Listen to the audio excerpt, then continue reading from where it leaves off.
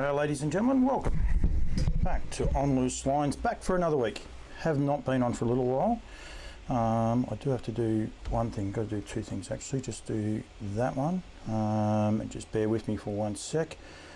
As always, very, very organised, Paul Campbell, but we have just gone live to Twitter as well, so we should be good to go on all platforms now. We'll keep a little bit of an eye. Big show.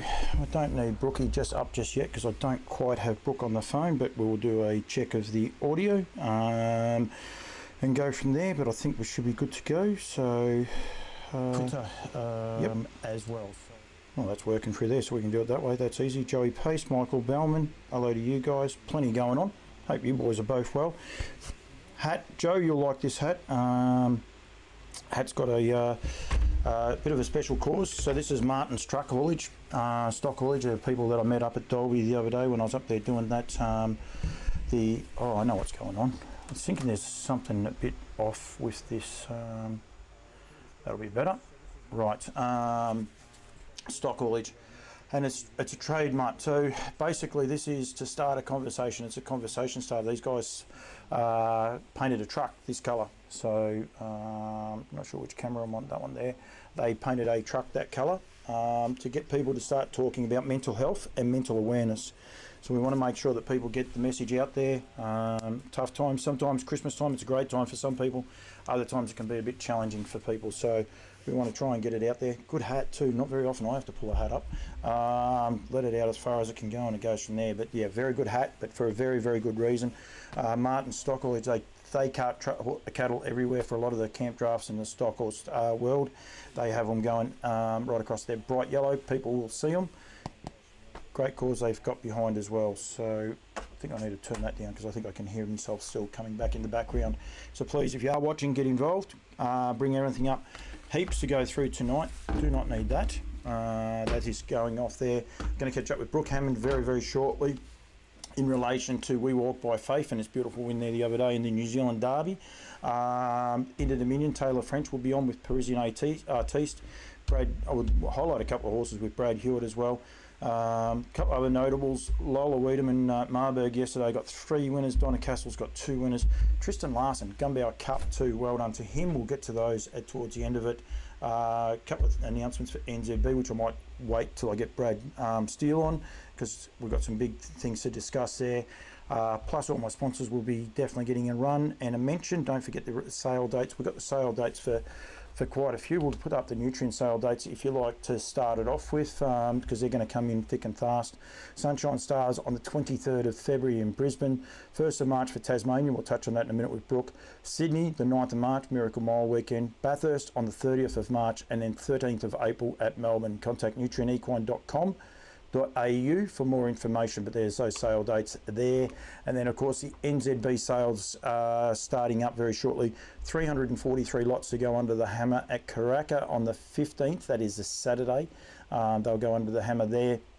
And then Tuesday the 18th at Christchurch at Canterbury Park. 343 lots in total, 2 sale dates. Going to be a big couple of weekends, so make sure you get in touch with those. Plenty of my supporters and sponsors are covered off on those as well, so yeah, please get involved and get involved in the show. We've got plenty to discuss in tonight's show too. I've got to flick from one camera to the other too going forward, so got quite a few people watching and go from there. Right, I'm going to get Brookie Hammond on. I don't actually have to do that. I can turn that thing down. That might have been, I had a touch of background noise, which was definitely annoying me. I've just got to try and find Brooke's phone number. She's here somewhere. There she is there. Hopefully we can get hold of Brookie and go from there, because it's pretty exciting news for Brooke. Hello, Paul. Hey, Brookie, good to have you on. Thank you very much for answering, because I do know one thing that you're really strong on is interviews and promotion.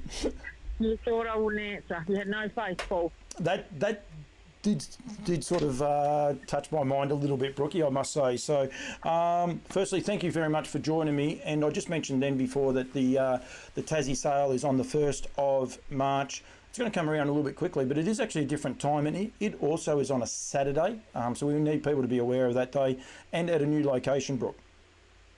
Yeah, it is at a new location. It's sort of got a bit big for us to continue to have it at the races, which is a bit unfortunate, but you've got to move with the times, as they say, and we've got, I think there was 40 odd, but it's dropped a little bit now, but there's definitely some quality there. Yeah, there is indeed, and we're going to touch on that with you as well. And sold through on the Saturday, and there's the races, I think, at Carrick the day after. Is that correct? Yeah, yep, the next day. Yep, on the Sunday. Yeah, all right. So, rightio. So, some pretty cool news the other day with, as I said there before, with We Walk by Faith. Now, I should have probably had that video up. I'll try and get it up while I'm. Actually, we'll go this way. We'll go the other way, Brookie. Don't worry. We'll still get it up here on the footage. I'll just go. Does that work? Oh no, I don't want that. I actually want to go clean screen. There we are. Got it up there for you now. You're selling lot number 4. Now this is a Down by the Seaside out of Wicked Knights. This horse now is a half brother to We Walk by Faith that will be going up under the hammer at the sale in Tasmania on March the 1st. Congratulations. Ben Stud did sell the mare, and we'll touch on that in a minute, but congratulations on the buy, and things have really turned a corner lately since you purchased this horse.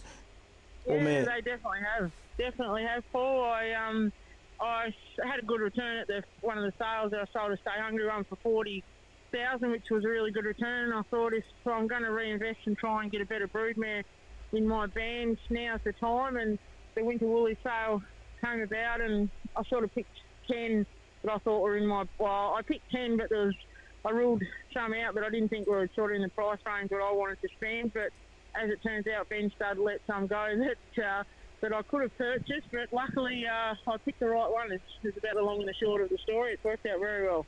Yeah, and just Craig Judd, just talking to Craig yesterday, or today actually, the one thing he wanted to mention to people is the fact that they are continuing to do this. They want to get the message out there for some of these horses and people to get involved in purchasing these horses, and this is how they want to, I suppose. No, they've got 2 or 3 mares already out of this family. They're breeding. They're still breeding from the family. They're backing the family in, but they want to be able to sell these mares when there's, for use of a better word, meat on the bone, if you like, Brooke. Still plenty left in it for the people to buy. So gives yourself an opportunity to not spend a fortune to be able to buy a quality broodmare. Yeah, exactly. And I think Ben Studs, they've changed their business model a bit, and I'd never spoken to Craig in my life until I bought this mare, and he seems like a straight down the line sort of guy, and he said, they've changed their business model and they're going to offload them a few mares before they, end up with a heap of old mares in the paddock but retain daughters. So he said on the phone, I hope you breed a champion. Well, the mare's bred a pretty good one. Unfortunately, it's not mine, so hopefully she's got another one in her. But no, he's proven correct, and I think We Walk by Faith's got a full sister they sold last year, so she's to come through. She'll be a rising 2-year-old, and Craig actually rang me today and said congratulations, and it's worked out well for both of us because they bought, I think, Pete's American Gal or something. Yep. The second file out of, they bought her back last year, and it's good for both of us. Yeah, exactly. That's what I said. They've reinvested in the family, and that is why. 3 back the fence at the minute, Brooke. You can't see it, but We Walk by Faith, Craig Ferguson is 3 back the fence here, and they tell me you might have been watching it in a fish shop by yourself, which was probably a good thing about now, I reckon. Yeah, I reckon it was. I just went to the bottle shop actually to buy the workers some after, I think it was Friday night, was it? Yep. Some knockoff drinks, and I got a bit excited and looked in the car park and thought, thank Christ there's no one in the car park. What, I think we undersell a lot of what we actually do sometimes, Brookie. What does it mean to you, winning a race, to have a horse win a race like that? Yeah, like I said, I wish I owned him, but to own his mother is the next best thing, and she's got a beautiful Down by the Seaside filly, and she actually had a Sweet Lou colt the day before the sales, and if it wasn't for the sales and getting a good return, like we've bred some nice horses in Tassie, but nothing that you could win a Group 1 or be competitive in a Group 1 sort of race. We've won plenty of sire stakes and things like that, but no, it's definitely given me the opportunity to enhance my bloodlines, and it works out well for Ben Studs as well. Yeah, it does, and Yeah, I know you don't own him and you haven't bred him, but you're allowed to claim ownership. And the one thing this sport is full of is dreams, and that's definitely the one thing you're allowed to do as well, Brookie. Well, we have to. A lot of, as we all know, if we didn't dream, we wouldn't be in the sport half the time, because, as we all know, there's more bad times than good times. So you've got to enjoy the good times. Yeah, exactly. And it definitely means a lot to you. The quality in this draft, though, is exceptional. There's some really, really well-bred horses. We've got Alex Ashwood. He's watching. Of course, he's got a horse in the Inter-Dominion. We're going to catch up with Tayla a little bit later on in the show. But you Tasmanians are very, very proud I suppose, of batting above your weight division. But this sale keeps getting better and better every year, Brooke. It'll be the 4th year I've been. I did miss 1 year in between, although I did do some promotions. But 4th year I've been there, and 2nd year it'll be there now with Nutrien under that banner. But the sale, the quality just seems to be getting better and better every year. Yeah, like Tassie punches above its weight, really, for the amount of horses that we breed through the likes of the Rat Trays and Freddie Barker back in the day. There's been some very good horses come out of Tassie, and it was actually the Bowtide family that I had a good run on the punch, and a mare, she was Bow came for sale, and I bought her, which in turn I sold the Stay Hungry colt out of, which has led to me being able to purchase Wicked Night. So, you know, it's pretty good when you look at it that way. It is indeed. It's actually quite funny too, because Lot 14A in this year's sale, or next year's sale, I suppose technically, but the upcoming sale is actually a Stay Hungry out of Fiscalini, I'll go with, a Major and Art mare, but that is that same family, that Gorge Bush, and then Bowtide family, isn't it? Yeah, it's been a super family, and, you know, Bowtide, I think he won 2 Inter-Dominions and 2 Miracle Miles, and it's not just him in the family. It's been strong for many, many years. Ignatius and I mean, Todd and Barry have still got horses going around today out of that family that are well above average, and it's certainly done me good anyway. It has indeed. Gorse Bush is actually the name of that mare, and anyone wondering where the name came from, that's actually where she was found when she was a foal. When she was out of Barrington Lass, I believe, had her. And they were lucky enough that they looked up and saw she was on one side of the fence and in the gorse bush. So otherwise, she may never have been, and out of that, that family might not have been either. No, exactly, and it's not just one mare that's produced out of that family. It just seems to be every filly out of the Barrington Lass, gorse bush. You know, they're producing winners everywhere. So no, it's a very strong family, and I've got one there in it who. Shearer's Bow's just had it down by the Seaside filly, so she'll be in that I actually bred with Alex's mum, Paige, and I bred a few to sell, so I've sold a couple out of a Shearer's Bow, and she'll have it down by the Seaside filly next year's sale. Not this year's, because there's 3 Seasides. I was just looking there, the other 2 are boys, so it's not this one, it's the one after. Yep. Yeah, no, she's a foal. She'll be in next year. Yep, very good. And then you got a Sweet Lou. You like looking after my friends at Woodlands? Yes, Sweet Lou. No, he's a ripper little foal, and as it turned out, he knows nothing what's going on, but he's definitely a very, very good foal, and Melissa foaled him down and does all the hard work down there looking after the mares and foals and does a super job, so no, it's awesome. I'll try and actually get the photo up of him, Brookie, while I'm talking to you that you sent me. Pretty sure I can do it if I can find your name. How many do you breed a year, Brookie? Probably 5 or 6, roughly. Paige and, you know, you have good years and bad years. 2 seasons ago, or actually, we should have had 2 colts in the sale this year. We sent 5 mares to start and only 2 got in foal, and both the foals died. So if we didn't have a very good year that year, then, and again, that's why you got to enjoy it while things are going your way.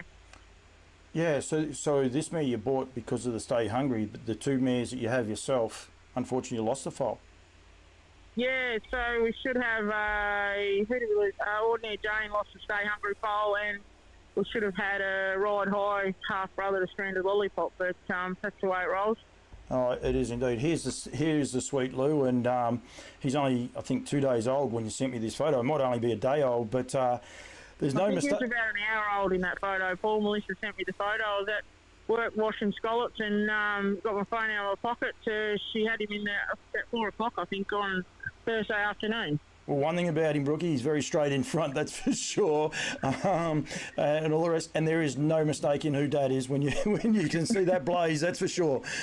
Yes. I feel a bit ripped off. I know I'm being greedy, but only get one little white sock is a bit of a rip-off. his sister right down by the seaside's also got a blaze and 2 white socks. So I was hoping for a little bit more, but Melissa didn't get any on her sweet Lou. She's filthy about that. I bet she is. I bet she is. It's quite funny because you can't pick them at the minute either, because the Always Be Mickeys tend to throw a lot of bling too just at the minute. Sorry for looking a bit awkward at what I'm doing. I'm just trying to put that cable back in. I didn't have enough cables, so I had to pinch one out of one of the computers. So yeah, Malcolm Little put a comment there, 110% hard work and dreams, and that's what this industry is about. And anyone wonder, and Malcolm is one of the part owners in Just Believe. So even though he's having the ride of a lifetime, he actually knows about the dreams, and you can continue to have him, which is great. And then Gail Crisp, he's just beautiful, and he is cool. So yeah, it's one of the cool things I can do on this show. I can bring, I suppose, some footage that I should or shouldn't be able to do, but I was actually pretty happy.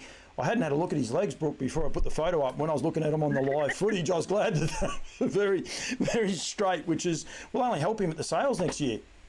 Yeah, most definitely. Right, Brooke. Mike Barton and myself, we're going to be down. We're going to start inspecting some of these yearlings and having a good look around from next Monday. Yep. The 16th through to the 18th, we're going to be down there looking at them. We'll be catching up with everyone, doing some interviews, the thing that you love doing, Brooke. But I might even let you off the hook since you've done this for me. I might, you can stay there and stand over and watch Melissa do her interview, but you don't have to stress it. Be rude not to get Melissa again, Paul. Oh no, I definitely will be getting her. We'll be getting as many people as we can, but I just know how Melissa really enjoys them. She gets excited about them, so we won't be missing her one bit. She's not standing next to you, is she? No, I'm at work. Oh, very good. I'm looking after my sweet loophole. Very, very good.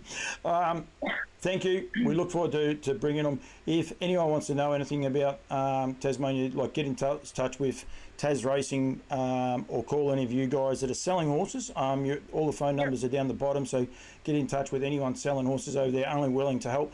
And that is the one thing about the Tasmanians, and I think everyone's sort of in the same boat, but go above and beyond to try and get as many people there as you can, and the mainlanders there as well.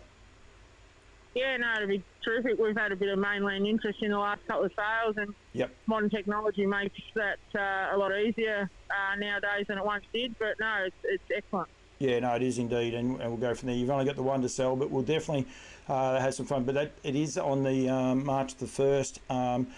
How far from the Carrick Racecourse? It's not far. It's in Launceston, isn't it? It's about 10 minutes. 10 minutes from the Carrick racetrack. Yeah, not far at all. Yeah, so we make sure that people go there and participate. Brooke, thank you very much for joining me. And as I said, Ben Stud, they're going to continue to do this. They've actually got one on the market at the minute. I forgot who she's the mother of. A horse that's raced by the Fitzpatricks, JOK. The mother of JOK is actually another one that they're moving on at the minute. So if you want to get in touch with Ben Stud, by all means do. But yeah, they're definitely just the way they're trying to run their business. So make sure you get in touch. But Brookie, congratulations on your purchase. Winter Woolies, another positive sale out of that too. There's been plenty of good sales out of the Winter Woolies over the journey. People getting rid of really nice horses. So another great advert for that. But yeah, thank you very much, Brooke, for joining me, and also congratulations. And how's the fish shop going? Actually, we should give it a plug too, Ben. Yeah, we better give the fish shop. We're actually just about to shut up. I've just been kayaking some oysters, ready for the silly season. All right, Bardo and I might have to call in and see you during the day when the shop's open. Yeah, so you said you were going to come last time, but you didn't front up. So it wasn't open. It wasn't. It was. So we opened the day that you came over. Don't come on with that fault. I don't think it was. I think you'll find you opened it. No, you opened it the next day. The day we were there, you told me off because I missed the anchor down the main street. So I found the anchor down the main street. Then the next day when we drove past, they were lined up out the road. So we weren't waiting in line, no. So I think you'll find. I'm sure I could have pulled a few strings and got you in the side door. I'll remember that. I will remember that. But yeah, I'm pretty sure I didn't give you the cold shoulder completely. I might have missed a little bit, but not entirely. So yeah. There'll be no excuses this year anyway. No, definitely not. All right, Brooke, thank you for joining me, and yeah, all the best. We'll be down there in Tassie and catching up with as many of the participants as we can next Monday, Tuesday and Wednesday, myself and Mark Barton. So thanks, Brookie. Not a problem, Paul. See you next week. Brooke Hammond there. Great to get a little bit of inside there from Brooke as well, because she, as I said, right place, right time, purchased a horse off the winner Willies, Wicked Knights, and then since then she's, Wicked Knights has left We Walk by Faith. I'm just trying to get it up here now. This would have been updated today. It hasn't actually updated just yet. But We Walk by Faith, I think he's just over $200,000 in stakes, 210. What we might do is we might actually go this way. But yeah, he's been a revelation, the little horse, and he's been a great little money earner for the Dunfords as well, and given plenty of people plenty of time. I like the Harness Racing New Zealand website. There is one thing I don't like. If you don't touch anything for 5 minutes, it logs you out. I think it's only because I'm in Australia that it doesn't recognise it as a safe area for a website to be, but it does get a little bit frustrating. He won $165,000 in stakes, so he's actually won more than that now. He has won $380,000 in stake money, so he's been a terrific buy. $70,000 purchase at the second of the Nutrien Equine Classic sales. He was sold out of Sydney, and as I said, Sydney are selling on the 1st of March. So for $70,000 investment, he has now got $380,000 return. So congratulations to those guys. I'm going to go with Brad Steele. Taylor French is watching, and so is Alex Ash. We've got plenty of people. Graham Porky Hand is watching. Mary Jane Mifsud, hello to you. Juddy's there. Louise Toolman. Of course, well, I've got Louise on before I get hold of Brad. We'll look after harassed trotters who are selling about 30 horses this year, but of course the stands are still going. EL Titan. Here he is standing in Australia for $4,000. Classic Connection in Queensland for $3,500. And don't forget, with Classic Connection, he is also eligible, if you breed in New Zealand, you're also eligible to come back for the Rich Q-Bred series. Always Ready, $2,000. Used to me, 3-time Group 1 and winning stay-in at $1,750. And then, of course, the son of Cantab Hall, bred along the same lines as Volstead, very, very closely bred, same lines as Volstead, standing freshly chilled semen, only in New Zealand for $3,500, and I think I'm going to say Pat's got 5, that catalogue's over there, Honour Streaks in the sale for NZB this year. The team are also selling 1 in Queensland, getting prepared by Ben Stud, 5 in New South Wales on March the 9th, and a further 13 will go under the hammer at Melbourne. So big draft of horses going under the hammer for the team at Harassed Trotters. Woodland Stud, of course, their stay-in roster is there. Better Delight just continues to do the job. We Walk by Faith is actually by Better Delight. Down by the Seaside, but the sire of Brooks Yearling. Lather Up, got a beautiful winner. Tune into Woodlands Winners this week, and you'll see the beautiful winner of by Lather Up. Speeding Spur, Sweet Lou fully booked here in Australia, and What the Hill, another 2 winners for What the Hill. I saw over the day. Brad's ready to go. I'll just get a couple more things done here. That's actually interesting because don't know if that's quite right. Anyway, the team at Aldebaran Park, of course, always great supporters. Campbell's Comments, Dancing in the Dark M, Sky Valley for $2,000 in Australia, and then Aldebaran Eagle, frozen semen only, but is available in New Zealand for $3,450. Get in touch with the team at aldebaranpark.com.au. We'll get more of the sponsors out of the way in a minute. That shouldn't have done what it did, but we're just going to see. I reckon I just had someone. So just got to, let's see if this does work. I didn't think it would work. No, don't know why that did that. Hang on, Brad. Got you now. Are you there, mate? Oh, hang on, Brad. I just pulled the lead out. Talk about working with a professional. Hello, Brad. G'day, Paul. How are you? Very well. Now that you're coming through the right line, I actually disconnected you, so I apologise for that. Thank you very much for joining me. How are things in New Zealand? They tell me it might have been a bit warm for a couple of the locals today. Actually, a heat wave by local standards. Before someone said it actually hit 30 degrees today. Fortunately, I was inside most of the time, so I didn't get to experience it. But it just been like being back in Queensland, actually. I was recently in Dolby, and I've lost your name, Brad. I'm trying to find. There you are. There. Thank goodness I did find you. No, I've got it. I've just got a couple of other little things going up here, and I was just trying to make sure I got your name up there, and I've got to change your name though. That's the other thing, but that's okay. I was in Dolby just recently, and yeah, some of the Queensland weather can be a bit extreme, that's for sure. Yeah, absolutely. It can be character building. Brad, we've got a few things to discuss tonight. Some really good things going out. Actually, everything's really good and positive for New Zealand. One, are you enjoying your time there, mate, and the positivity that is coming out at the minute? Yeah, look, I really am, Paul. Really enjoying the racing, the challenge, and the people. It's absolutely fantastic. As I was telling some people the other day, as you know, I spent 30 years in banking, and this is probably the best job I've ever had. So enjoying it immensely. I bet you are, and nothing but positive news coming out of New Zealand as well, which makes any job easier, Brad. But it must be great to be a part of it and moving in the right direction. Yeah, it was, Paul. It was probably a little bit disjointed there early on. So we've worked really hard to pull everybody together, and that's the only way that we could really move forward at some paces, just by having everybody working together. And I think we've done that in a relatively short period of time, and I think starting to see the results. And certainly the future starts now. Launched it a few months ago. Some of that money is definitely now hitting people's accounts, so they're feeling a lot better around that strategy, and they're now starting to share in some of those rewards. Yeah, and there's some real positivity around prize money, and we might start with that, Brad, if that's okay, because one of the things that you pointed out to me the other day was this funding boost. It's actually written up here on the feed as a funding boost for racing will help create jobs in the region. This is pretty cool. You read it, and as a layperson, I read it, and you think, right, well, can only be good for New Zealand.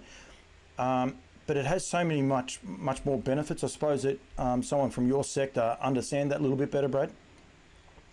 Yeah, absolutely right, Paul. It's actually pretty significant for New Zealand in particular, New Zealand racing, and basically what this bill does, that's being read for the first time through Parliament tomorrow, basically looks to introduce a geo block.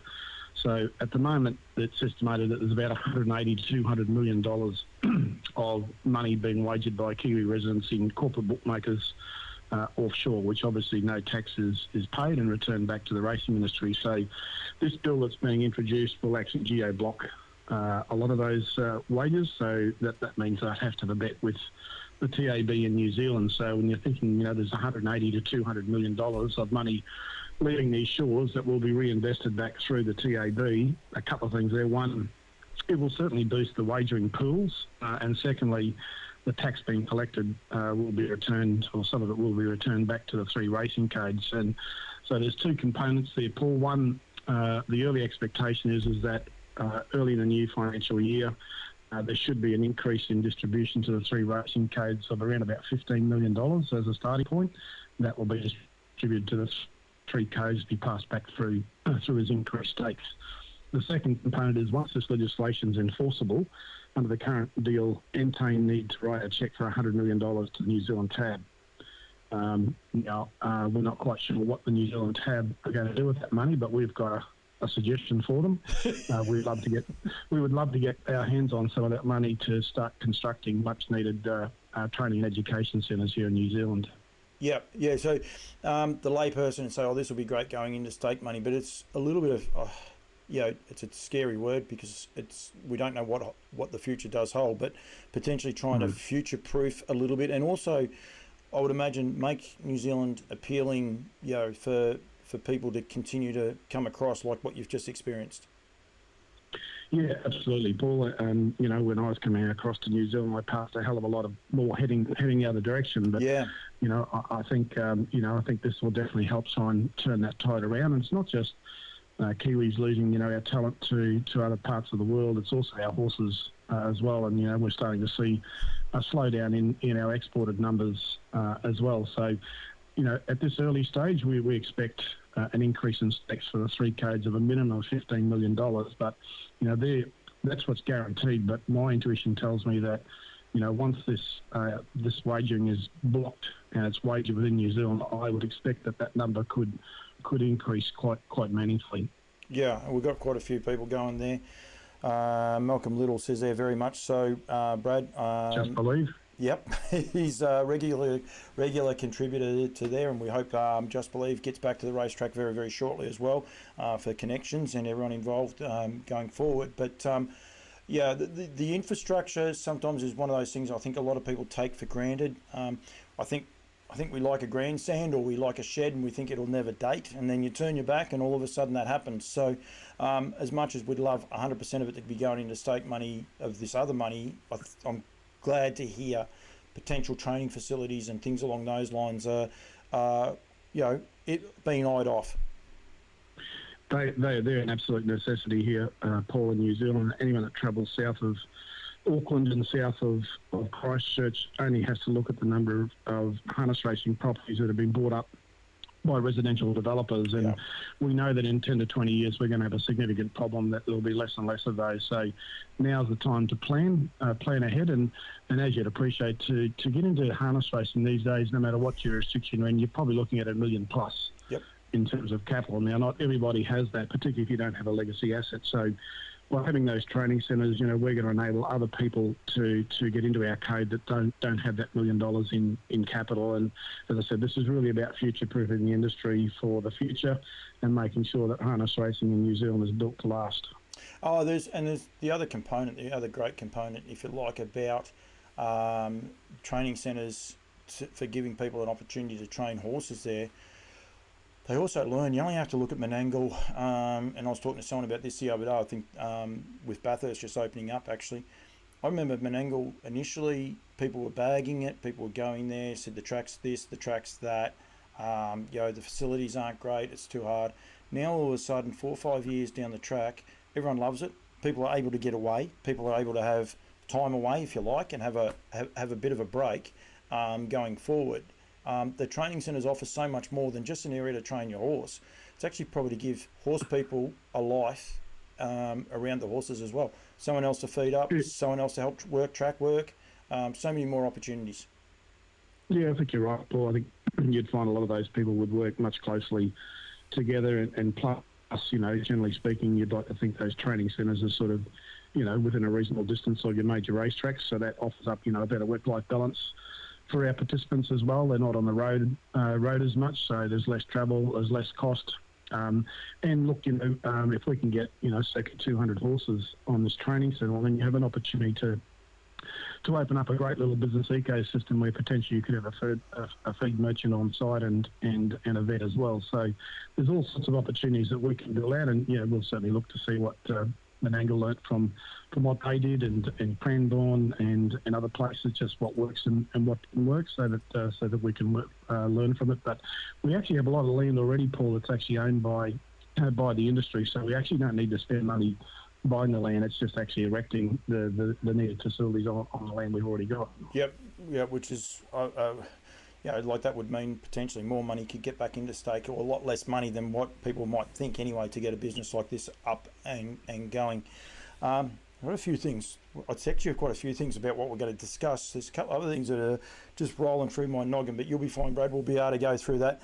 The Australian Young Drivers Championship gets underway this Tuesday with Crystal Hackett, Sam Thornley and Kieran Tomlinson. Very important to get these young drivers out, get eyes on them in Australia, but also the Australian eyes for the New Zealanders.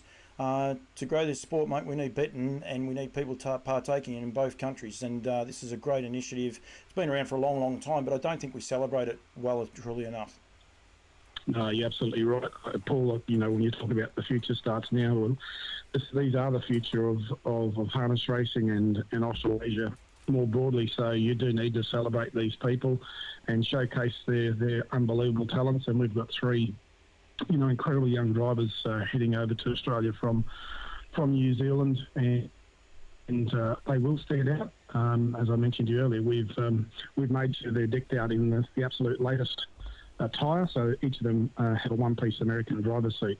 Yeah, so just so people know, this is Crystal on top, and she is the New Zealand junior driver winner, so that's why she'll be in the traditional black with white fern leaf. It's her third time too, Paul. Yeah, and she's a gun. She's a great representative in the industry. Sam Thornley is in the black with the orange fern leaf And then Sheree Tomlinson is in the blue with the white fern leaf as well. Now, she's actually representing... I might have got that wrong, actually. It doesn't matter anyway. But yeah, they're all representing New Zealand in their own way. She's from down the deep south, Paul, Karen, from Waimaru. Karen, I said Sheree. I'll be in trouble. Sheree's the older sister. That's right. Well, Sheree actually won the Young Drivers' Championship back in 2018. So there's plenty of form there. I'll be okay with Sheree. She'll be happy with that. It's Karen that won't be happy. She won't be happy. She won't. She will call you out, I can assure you. She's quite feisty. She is indeed. She's a lot of fun, though. But, yeah, so good luck to... And she missed out. She actually got selected. That's right. She got selected in 2019, and if anyone remembers 2019, there might have been this dirty thing that came about and slowed a lot of the traffic down, if you like, for people getting across there. The other one we will touch on, Brad, that I didn't talk to you about for us quickly is the awards night. They've been announced. They're February 8th, and there's lots of ways for people to nominate for your stable hand, unsung hero, and the merit awards. So please, if you've got an opportunity to nominate for those, and then there's a whole list of the awards. I didn't have the right screen up, but that's okay. But yeah, you can nominate through that. That's all through Harness Racing or HRNZ. Go to the website there, and you'll be able to follow the links to that. And be aware, like Stable Hand of the Year, it's pretty prestigious. There's a lot of tireless people around the joint that don't get a lot of kudos, if you like. So I think they're pretty important, these awards. They sure are, Paul. In fact, this year, I think we've increased the number of awards that we're handing out to volunteers. As you probably know from many visits over here, many of our clubs are manned by volunteers, and we've got a significant number of them. So we're looking to increase the number of awards handed out to our volunteers quite significantly this year, and we look forward to celebrating a lot of their contribution at our awards night in February. Yeah, Canterbury, West Coast, Southland, and Northland winner, if named and applicable. So, yep, be aware of that. Go from there. Plus, there's plenty of other going through. Brad, one that's not on the news pages at the minute is, I suppose, Pukekohe, the news, and what is happening down there. Malcolm Little, I'll get to your comment in a minute, sorry. But it's significant news. It's not all bad and it's not all good when you get $10 million for nothing. Some people might say that it's a great result, but there is a little bit going on down there. There is a little bit going on, Paul, and you're right. So that deposit has been retained by the club and straight off their outstanding debt, and that property then goes straight back on the market for the same purchase price that they had negotiated with the previous buyer of $100 million. And the moment that deal fell over, there was literally 5 interested investors, one being probably one of the largest residential property developers in Auckland. So the club has already opened up early negotiations with that. So there are a number of prospective buyers that are looking to step into that property, and it's really important that we get an end there, Paul, because it does create some uncertainty with the trainers that are up or certainly utilising that site. So we do need to provide them with some certainty in terms of where to from here and what the other alternatives would be, if and when this property is sold. Yeah, and some people might say, well, that gives them more time, which it actually does, but Lincoln Farm was sold as a private sale. It actually wasn't part of that actual deal as well, so you've got that part that will start happening very shortly as well. So there's going to be a lot of nervous trainers. Has HRNZ or Auckland, or I don't know who else, Brad, I don't want to get anyone into trouble, but the facility to have a training centre for a lot of the trainers that are based at Pookie? Is there moves at foot, or is there a bit of positivity in that front? Yeah, there's probably two things there, Paul. One is the Auckland Trotting Club have said that obviously once that property settles, that they will look to build a replacement training centre.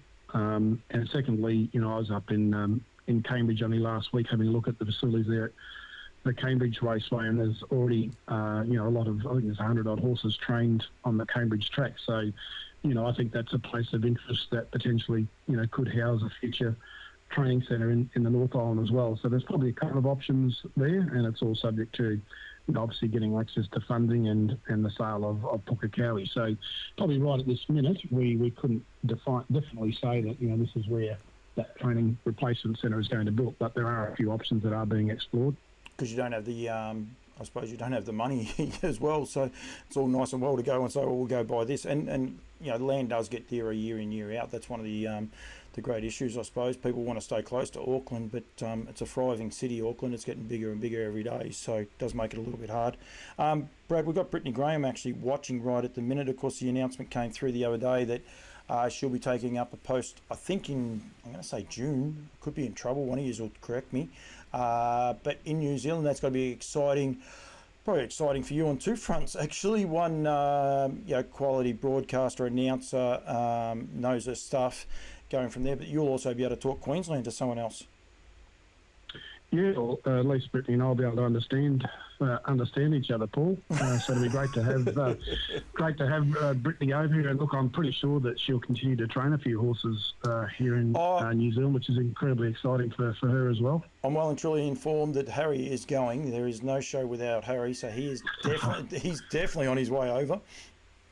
Yeah, look, Brittany's, obviously, certainly a great talent there in Australia, and we're incredibly privileged to actually have her here in New Zealand so that she can do her stuff over here. And I know the industry is incredibly excited when they heard the news that that Brittany will be moving across to New Zealand early in the new year, and we can't wait to have her across here and get her involved with a few other projects that I'm keen to work with Brittany on as well. Yep, and Entain, they continue to change things up. They continue to get the word out there, I suppose. Yeah, they are. They continue to invest in New Zealand, and the good news is, Paul, is they are getting a return on their investment here in harness racing in New Zealand. We're at the moment we're the fastest growing racing code in New Zealand from a wagering perspective. So they are getting a return, which is really important. And usually with Entain, if they're getting a return, that they will reinvest in. And I think getting the quality of someone like Brittany across here is an absolute key for New Zealand.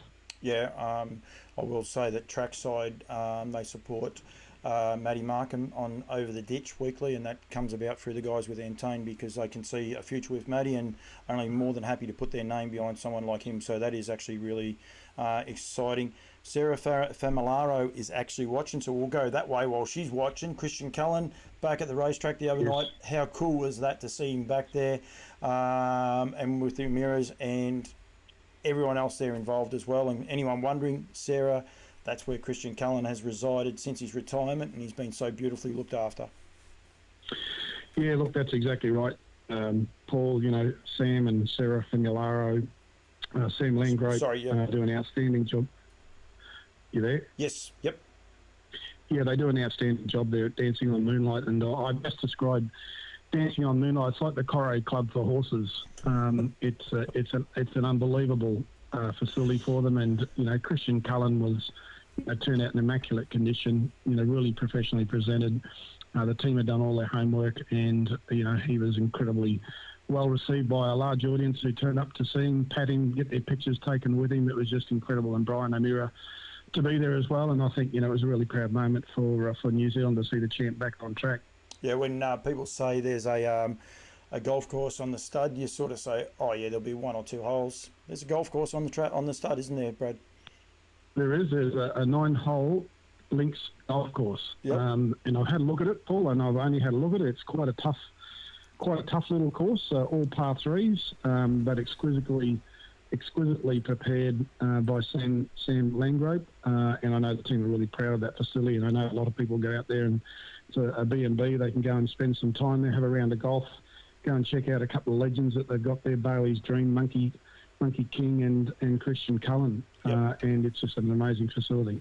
The Christian Cullen itself, won by Tommy Bamford, Ricero Rocket. I always get that name intro. Great result for a young man learning the caper, and an amazing job because there was a $20,000 bonus as well to be paid out on the first horse that hadn't won a Group 1 to cross the line. So he trumped it. He became a Group 1 winner and took the $20,000 as well. He was. Paul and McCoy caught up with him just after he'd won the race, and the one question he had is, do I still get the 20 grand, seeing as I won the race? So if you get the 110 grand that they pocket from winning the race, you just want to know that he still got the 20. So he was incredibly excited. He had a large group of young friends there as well, and it's so great just to see another young talent, making a in harness racing in New Zealand, and also great for the owners as well, who've the Dorr family have poured a lot of money into harness racing. Yeah, Princess Meritain was the other one I wanted to acknowledge too at Auckland. It was a great night. We'll touch on Friday Night Lights in a sec, but it was a great night at Auckland. Bobby Butt training 2, driving 3 winners on the night. He's great ambassador for the sport, and he's just keeps progressing each year. Bob, I reckon he's outstanding in his job. But anyone wondering, Princess Meritain actually races in the Christian Cullen colours, or Brian O'Meara colours. I think Christian Cullen might have raced in the CC after a period of time, but I know when he first came to Australia, they were the colours that he raced in. So a fitting result on Friday. There was a lot going on for the connections with the team at Brian O'Meara and Christian Cullen. Yeah, there sort of was, and obviously Brian's part owner of Princess Meritain as well. And yeah, Bob Butt's doing an outstanding job training, driving. Doesn't matter if it's the North Island, the South Island, the Deep South. He's just so adaptable to any conditions, and as you know, Paul's an incredibly likeable fellow as well. Oh, he is indeed. He has one Achilles heel. Matt Markham, if I mention Bet and Win and how he didn't handle the first time he went to Auckland, Euro Style, I think it was, for Adele and Derek Jones, went there the other night. She did the same thing. He just seems to have an issue with the odd trotter, but I know Matty was very, very keen on him, so it may not have got. Matty might be, having nightmares again about that. But no, he's a polished driver, polished horseman, and probably like a lot of the industry, Brad, that you have got going there. There is a little bit of a changing of the guard. There's so many great names starting to come through the industry now. Yeah, look, I know those great trainers, Paul, are really pleased to have the young people pushing up into their space. I mean, they're really, pleased to see that happening. And of course, some of our more mature age trainers here in New Zealand are still training lots and lots of winners. Barry Purdon, Ray Green, in their early 70s and still at the top of their game. So it's got a great blend that we're getting in New Zealand. You're getting the legacy trainers still training heaps of winners, but you're getting the up-and-comers also sharing in the spoils as well. And the great news is that a lot of the owners are now, taking a punt and placing their horses with the younger trainers and giving them a go, which is, pretty to see. Yeah, it is. Craig Ferguson drove his first Group 1 winner 2 weeks ago. He's now got 2. Hayden Cullen trained his first Group 1 winner the other night on his own. People will say that he with a partnership, but with himself and Amanda on their own. Regan Todd just keeps lifting the bar. I shouldn't actually do what I've just done because I am going to forget people. You're right about the tried and true names, but there are so many young people coming through in this industry in New Zealand, and it is exciting, and it is what the industry needs. It is. Well, it's that growth that's coming through from the younger emerging trainers, and that's matched by the emerging young drivers as well. So we do have an abundance of talent here, and it's just what the industry needs. And part of our role is to make sure that we create that great opportunity for the future for them to continue to flourish and have a great career with harness racing. Yep. Malcolm Little said there before, without somewhere to cut your teeth, you have nothing. Decent training facilities will help to grow the industry, especially where the younger trainers are involved, and we discussed on that. And then he also said that's what the industry needs: thumbs up, love heart, and a horse. But that could have been about one of our comments, Brad, and I'm not sure, so I apologise. I apologise, Malcolm. I'm not sure which comment that one was to. Grass track racing, Brad. Your thoughts? Yeah, this is a curly one for you. Well, it's not a curly one for you. Your thoughts on grass track racing before you went to New Zealand? I was actually a believer, Paul. So much so that when I was on the Racing Queensland board, I introduced grass track racing in Queensland probably about 12 years ago. And to this day, they still do run a couple of grass track meetings at Kilcoy in particular. So I've always thought that there was an opportunity there, and I picked it up just by watching the grass track racing from Brisbane Sunday in New Zealand. I just thought it was a great spectacle and a great opportunity, but it just hasn't quite caught on with the punters. Certainly the trainers in Queensland, like Darryl Graham and others, do support all those grass track meetings that they have in Queensland, but for some reason the punters just don't get it. But here in New Zealand, they love punting on grass track racing. harness racing. Yeah, and it's interesting. Corey O'Donoghue's tuned in now. Now, Corey O'Donoghue trained the Gumbauer Cup winner, whose name's just left me. First win in 3 years. Western Sonador was the horse. First win for 3 years at Gumbauer the other day. And here's this perfectly good grass track on the outside of this sand track on the inside that is, tough going. The track can be at the best of times. And I think we need to change things up. Warwick's the other place where they do race Kilcoy, and they race at Warwick the other day, I think, in Queensland. And interesting, when I called into Marburg recently, talking to Chloe Butler and those Chloe drove 5 winners there just recently, she said she'd much prefer to be driving on the grass tracks. She said it gives so much diversity, if you like, especially in Queensland where they only have, the choice of really 3 tracks to race on. It's something very different as well. Yeah, well, part of the strategy back then, Paul, was to go grass track harness racing out in the country to obviously showcase harness racing, but importantly to try and find some new owners.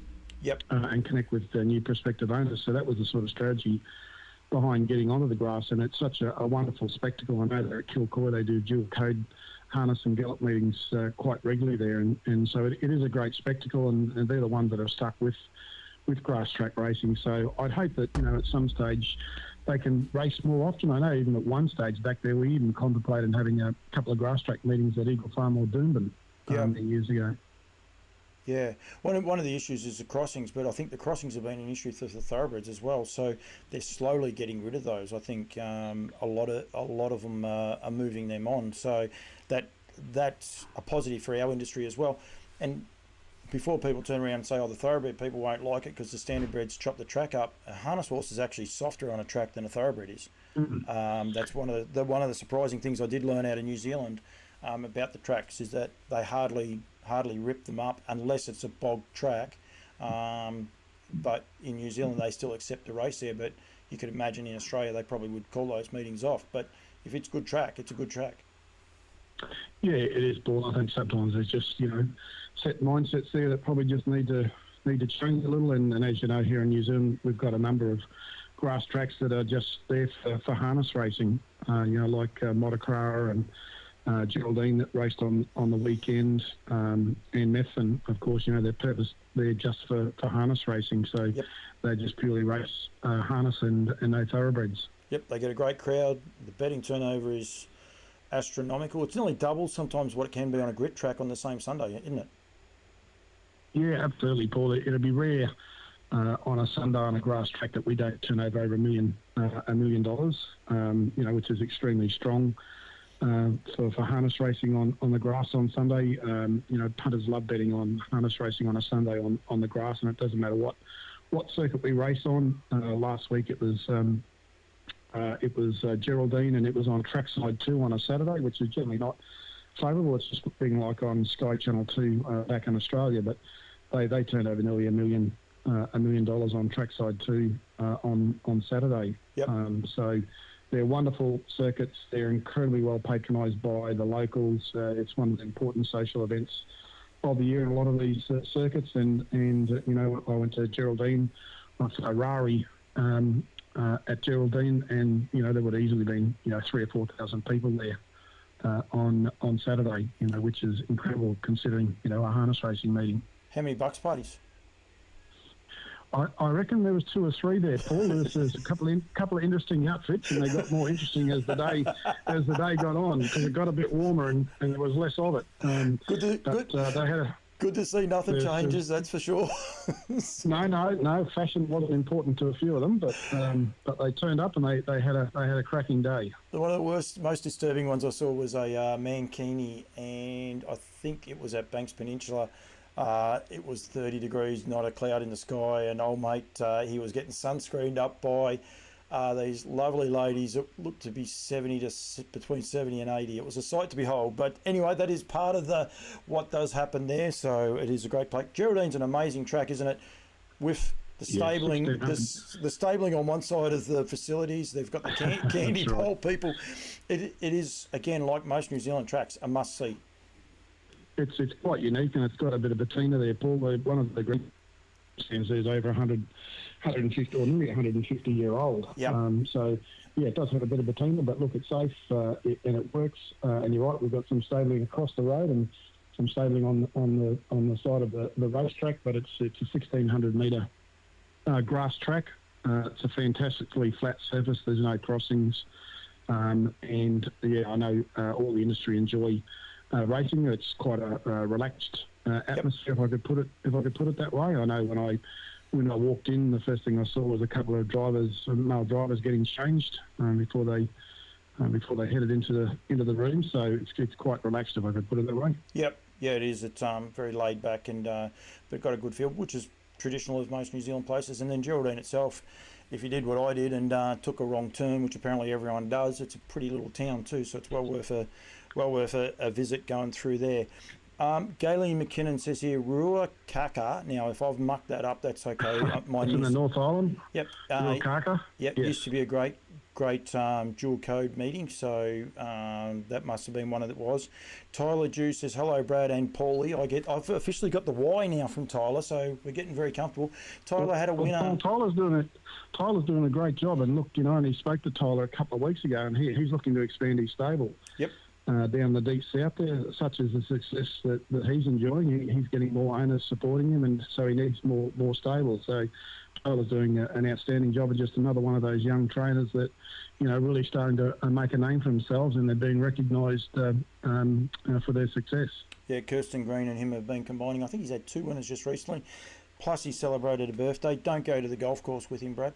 Or you probably can. I can't. I just no point in me going. Right. So that's okay. You might be able to swing them a bit better than me. I better be careful. That sounds dangerous. Yep. It's okay. Makes for a great day out. All racing on the grass, and it does. That's from Malcolm Little as well. Brad, before I let you go, we haven't touched on a handful of things. I did touch on We Walk by Faith. Kihang Zahara. She's an Australasian trotting sensation that we all need to celebrate and embrace, don't we? Absolutely. I mean, she is just one outstanding filly, and just watching her there on Friday night, up against the males in the Derby. She cruised home the last 856 for the last quarter of 28.7. Plugs were still in. He's down on the line. She's just an absolute superstar, and I think it's just a privilege, for anyone that's able to get along and watch her race. She's got an amazing style. She's got an amazing build. And look, I take my hat off to the Lee family, the way in which, they prepared the horse, the way they conducted themselves over here in New Zealand. Enormous pressure on them, but, they're as cool as cucumbers and very accommodating in anything that we asked them to do. And it just was an absolute privilege, I think, for anyone to be on track to watch her, go around. And fingers crossed we might see her back again later this year, next year.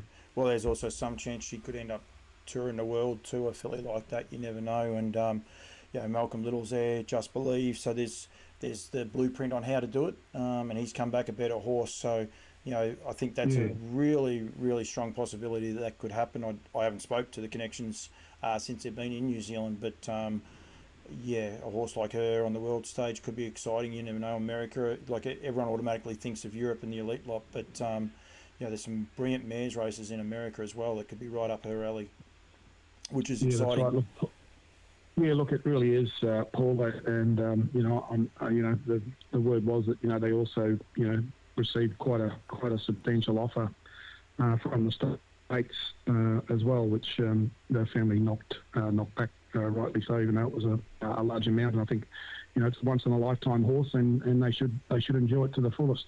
Probably the Americans were told they're dairy farmers, so they probably thought they had a chance.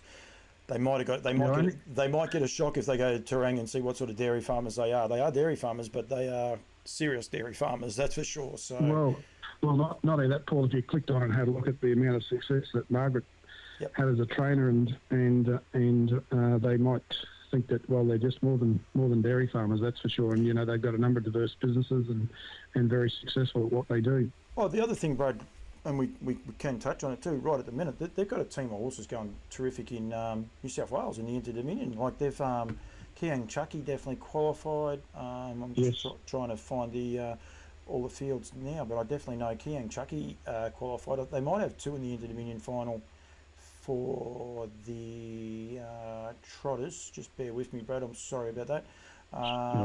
Yeah, Kiang Stuka is the other one.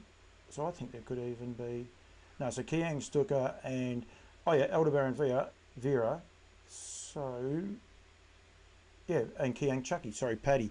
That's what was throwing me out because Paddy Lee trains the other one. So they've qualified 3 for the Trotting Inter-Dominion final as well. So, I mean, you know, that's an amazing effort. They are a big family, but it's just a great effort what they've been able to achieve.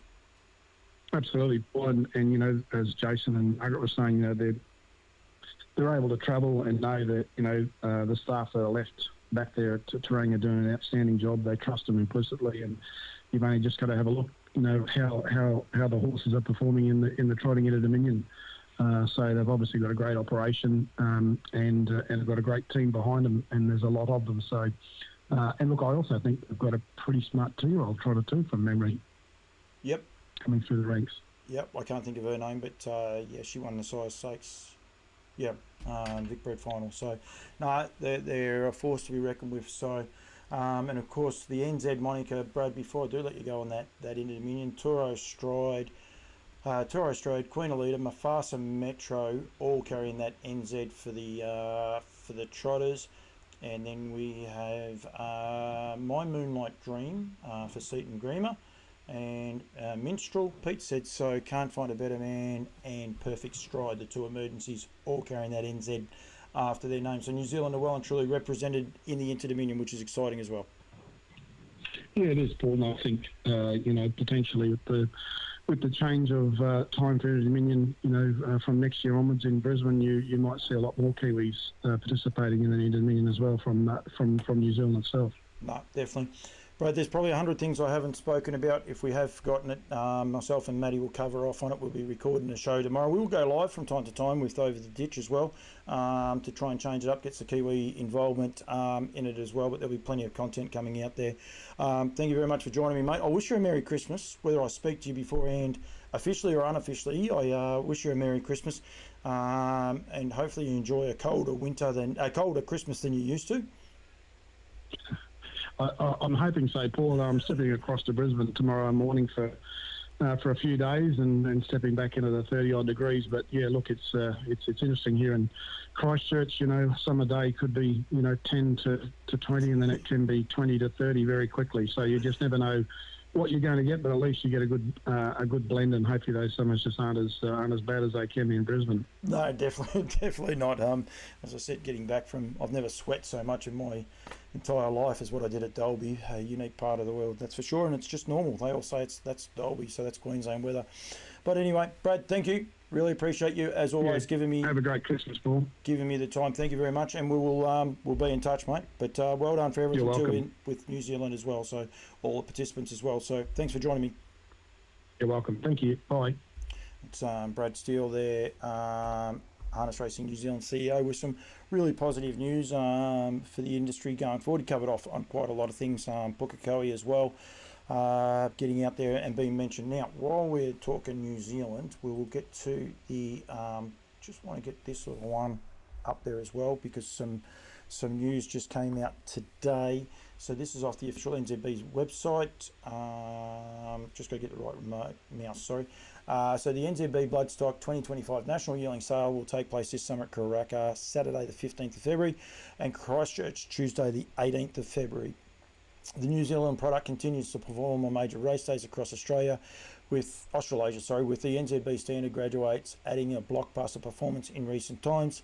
Headline with horses such as Merlin, Meant to Be, Marketplace, Better Knuckle Up, Rakiro Rebel, Major Hot, Cyclone Geordie, Coastal Babe, Don't Stop Dreaming, and Millwood Nike. All horses purchased in the sale are eligible for the NZB Standardbred lucrative million sales race series.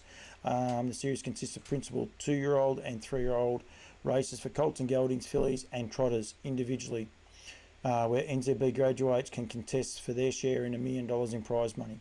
The Auckland session, this is the important part, the Auckland session takes place on Saturday the 15th of February at Karaka, with selling from 1 o'clock on the Saturday. The official parade at Karaka will take place at an earlier time of 10 a.m. Friday the 14th of February. So the day before at 10 a.m. the official parade will be put on there. This is at the request of the major vendors because of the numbers that they've got, and they are two of my sponsors, with Brecon Farms with 38 yearlings and Woodland Stud with 36 yearlings going through on that day. Inspections at Christchurch take place on Sunday the 16th and Monday the 17th of February at the Canterbury Agricultural Grounds, while selling begins on Tuesday the 18th of February from 11 a.m. 343 lots will go under the hammer for the team at NZB, but please go to nzbstandardbred.co. Sorry, hit one button too many. .co.nz.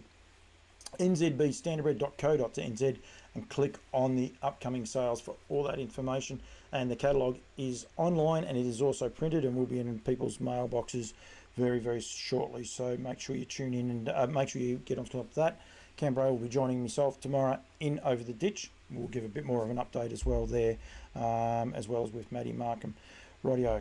Okay, let's swap phones. We'll unplug that one there, and let's try and get Tayla French on the phone now. I told her I'd ring her at about 7 o'clock, and can't be far off 7 o'clock. So hopefully, I'll go that way. Yep, that works a bit better. Hopefully Tayla will answer the phone. She will. So maybe not. Maybe I was too confident. Hey, Paulie. Tayla French, hello to you. Thank you very much for joining me. Thank you. Where do we find you? In sunny New South Wales at the minute? I wouldn't say sunny right now. It's a little bit overcast. Oh, the weather hasn't been anything special, has it, up there actually?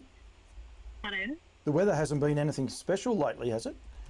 No, it's been horrendous.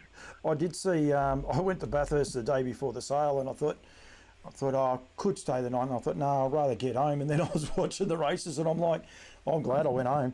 It looked horrible there. I want to congratulate you with Parisian Artiste making the final, the Inter-Dominion Trotters Series for a start. Congratulations on that. That must be a lifetime thrill for you. Yeah, thank you. It is thrill after what he's been through, and had a huge achievement too, you could say. Yeah, that's pretty surreal, really. It is. He's been a terrific horse for you. He did have an issue that saw him off the track for a little while, but he's been able to make the field now. I'd be interested in your thoughts on the barrier draw, whether that's good or bad. But it's been a great series. There's a couple of horses, like the Locomotive's gone through undefeated. Queen Elida had the one defeat, which you inflicted on him. But it seems to me to be a pretty open race series. But it doesn't really matter, does it? When you're in it, you're just happy to have made the final. Yeah, that's exactly right. Like any race, with prize money like that on offer, you're pretty happy to go around in them. You never knock back a starting position in those, whether it's 1 or 14. Yep. So, yeah, like you said, the Locomotive absolutely flying.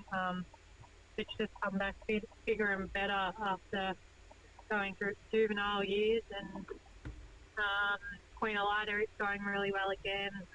I wouldn't be disgraced with her run last start. She was still super. Us Victorians, I think we're feeling the heat a lot more than the New South Wales horses. It's a massive change for our horses. Like even my horses, I know in the barn I still have to put them out during the day because they just sweat up like no tomorrow, whereas the rest of the horses up here that are based up here, they're just climatised and they know the weather. Yeah, so I guess it's a bit of a disadvantage for our horses. I'm not saying that was Queen Elida's excuse the other night, but yeah, some horses the weather has had an effect on. I know it's definitely affected my guys. Yeah, well, Queen Elida being born in New Zealand, you would imagine that the heat, she'd definitely feel it, wouldn't she? Yeah, and it's not just the horses, it's us people that have come up with the horses as well. We're dying some days, so yeah, it's a bit different, but yeah, we can't complain. It is interesting. Like, I just come back from Dalby, and I quite like the heat, but there is heat that you like, and then there's heat. It's that humidity and that sweating, and yeah, you sort of, it's very unusual to explain, I suppose, to some people, isn't it? Oh, the humidity is just another different level. Like the weather up here's got a mind of its own, and one day, like 1 minute it's perfect, and then the next you get a shower of rain, and then you can't breathe because of the humidity. I was putting horses out in the paddock yesterday, and it turned out like a lobster. And after all the hot weather we've had, I didn't get burnt. But yesterday, yeah, it was just crazy. Yeah, but anyway, you wouldn't swap it for the world, would you? No. I said I done an interview with Club and Angle the other day, and yeah, I wouldn't actually want the instant anywhere else. I just love the setup up here and the people and how they race, and yeah, I think an Angle's the perfect spot for it. Yeah, fortunate enough, I do get paid by them, so I always declare when I get paid by people and the rest, but I think they're an outstanding club to work with too. Wano and Jess and everyone else there, they're so accommodating. They're just trying to grow the game and continue to get their sport bigger and better. Yeah, it just comes natural for them though. Like Yep. they just know what they're doing, and it's just so natural. Everything they do is spot on, and yeah, I guess they're exceptional at what they do. But that's why they ran how they are. Yep, exactly. It was a very, very good night with Likeable Road getting the chocolates about 45 minutes after you did. Must be great for you guys, for that to have happened. Brought up your 64th winner. You probably won't get your best season, but you've had a great season this season with a hell of a lot less runners. But yeah, stake money wise, and then also qualifying horse for the Inter Dominion. So yourself and Alex, you must be pinching yourself a little bit, Tay, because you have wound the numbers back, but still getting the results. Yeah, when you look at it like that, most definitely, our starters this year as opposed to last year are probably less than half, realistically. But yeah, our winners are still coming and the consistency is still there. We went through a flat spot not long ago, but everyone does that with viruses and so forth. But probably hats off to Alex more so than anything. I work another job and he gets left with them on them rainy days and them hot days when I'm sitting in an office with an aircon and a heater. So, yeah, he's out there 24/7, whereas I'm not. Yep. But, yeah, all in all, it's a team. Yeah, so you've had 325 starters. I'll put that screen back up. You had 325 starters this season for 64 winners. Last year, 402. So, that's nearly 80 less runners and the same amount of winners. The year 2022, you had a stellar year with 81. But I think, you had a lot of horses in work, and that would have been the last time you were at the Bendigo Training Centre. I think since then you've moved out to your own farm. Was that fair? Yeah, that's right. Probably when we moved to the farm, we had a good run probably the first 2 months, and then once the horses got used to the track and so forth, we learned what we had to change. So everything was a little bit downhill for a while, but it's picked up again now. Hopefully it stays that way. But yeah, as for our crop of horses this year, it's probably not as strong or as good as what it has been over the last 18 months, whereas with Tuesday off, where Shipmont, Major Fire off, and a few other fluffy runners. So we're kind of just going around the countryside more than metro, you could say. Yep. Yeah. And that's the name of it, Likeable Rogue.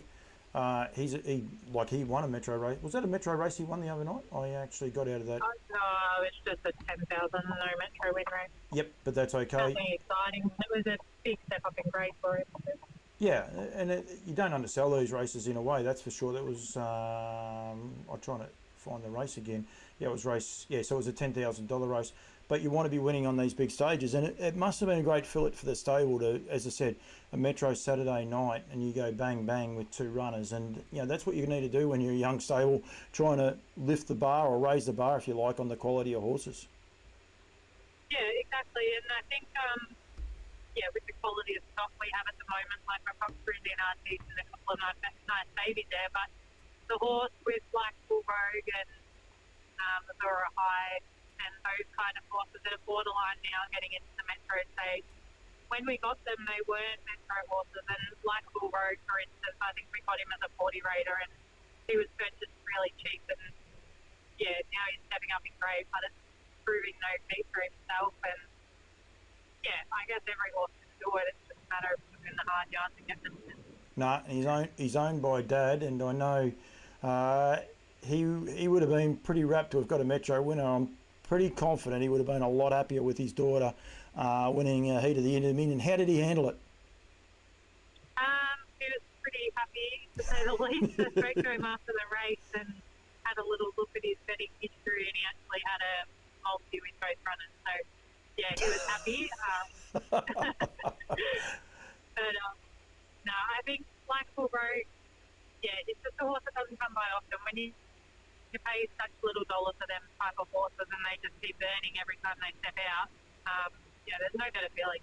No, definitely not. That's exactly right. And you want to continue to improve, have those horses and get those and have the fun. That's one thing I do like about yourself and Alex. You do have the fun with the industry, which we need to be able to do because it's a great industry. You've got a horse in the Inter-Dominion final, so that's a ticket. But it's not every day we get to do these sorts of things. So we need to be able to have fun and enjoy the game as we're going along.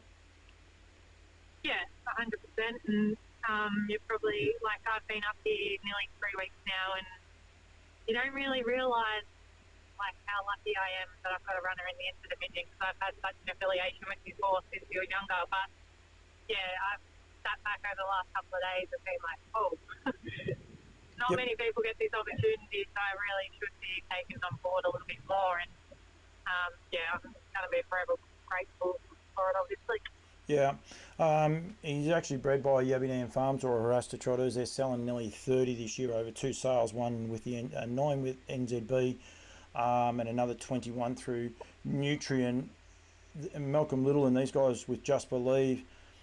Their horses are so well reared, so well grounded. They just seem to keep getting better and better, don't they? They continue to step it up. I've got no doubt Hector was a little bit of probably a shock to them, but with the breeding and the bloodlines that they have behind them, they continue to grow. Like, you never know where Hector could end up. Oh, they're exceptional. Like, I don't think personally I could buy a trotter anywhere else. I just love the Aberdeen breed.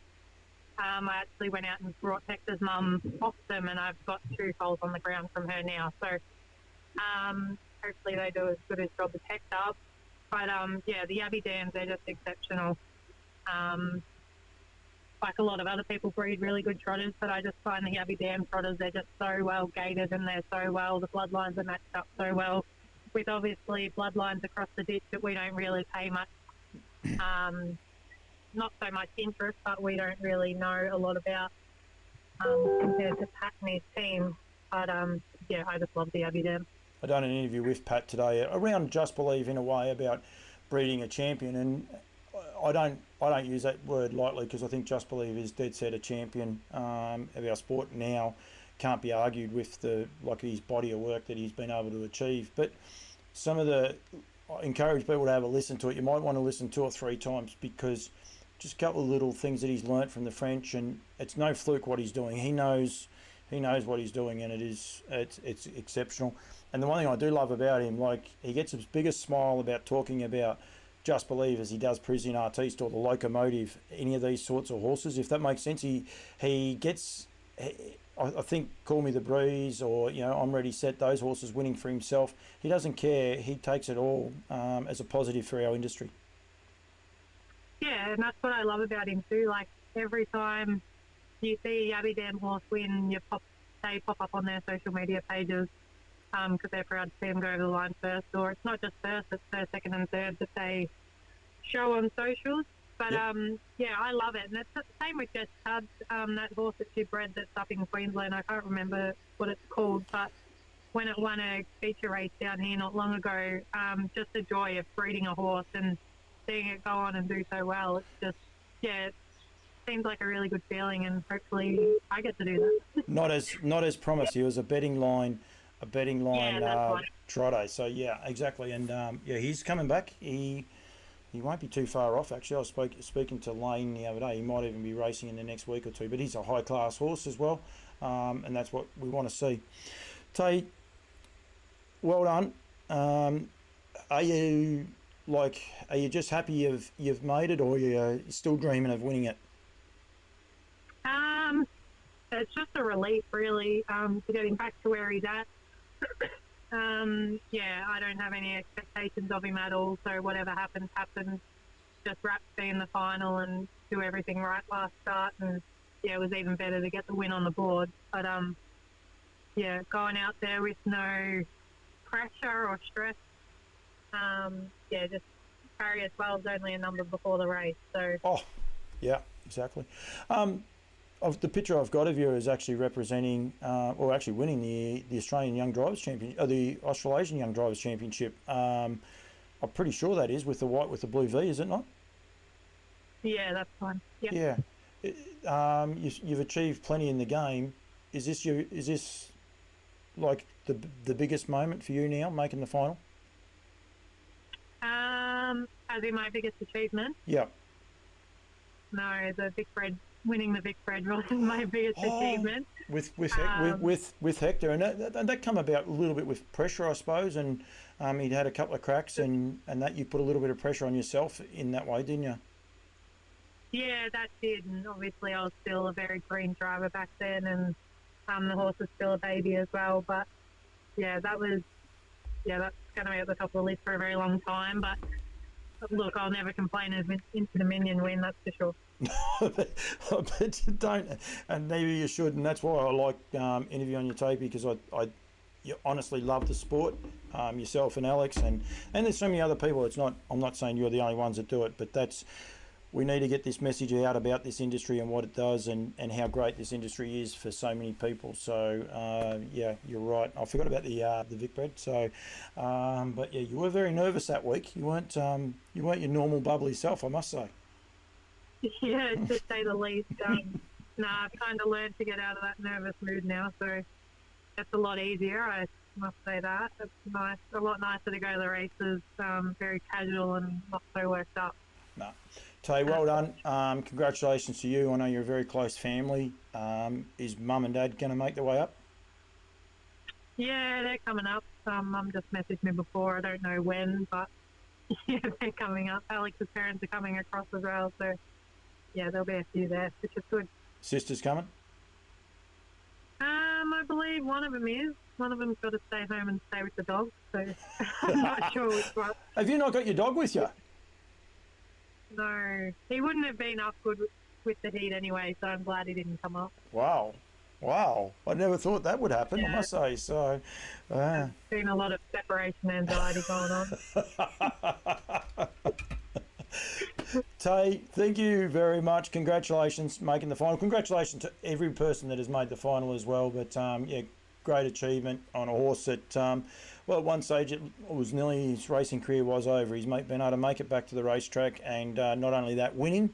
You won the Swan Hill Cup. I interviewed you not long after that, and I think that was a great achievement for you. But winning on Saturday night and making the Inter Dominion final, I think, is outstanding. So congratulations.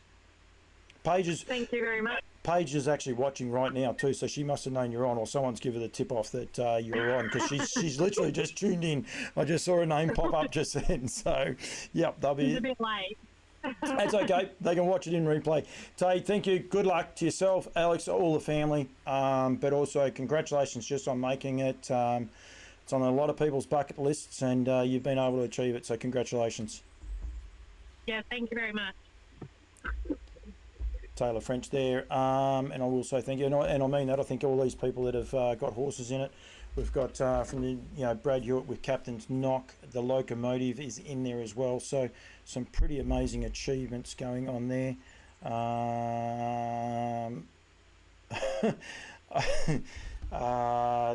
Going on from there, Joe Pace is actually sending me, that's my niece on there, but Joe Pace is sending me text messages about a 2-for-1 deal with the hats. Trust me, Joe, this was a very hard hat to get hold of, because there is no more of this one. I think there's only about half a dozen made.